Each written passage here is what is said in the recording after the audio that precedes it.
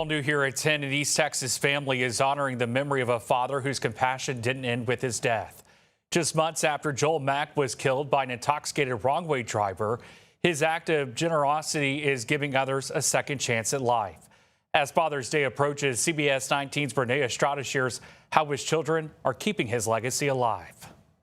To his patients, Joel Mack was a compassionate nurse practitioner. To his coworkers, he was the one who can make anyone laugh. But to his children, he was their safe place, their biggest cheerleader, and the person they can always count on. He was the first person I called for anything big happening in my life. He was the first one that I'd call. A few months ago, the 57-year-old was driving home from an overnight shift when investigators say an intoxicated wrong-way driver crashed into his vehicle on Highway 259 near Diana. Joel Mack did not survive, but because he chose to be an organ donor, his story did not end there.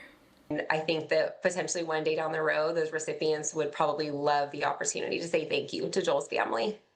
A family that, while still grieving, is grateful for the memories they share. And as Father's Day arrives, his children say the grief is still fresh. And it's so soon after the accident. So I just think I'm going to try and use that day to spend time doing things that he loved. As his memory lives on, his children say that humor and kindness weren't just a part of his job. They were who he was. And he was talking to you.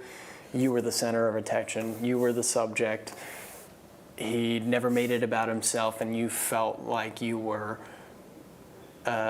important in the conversation.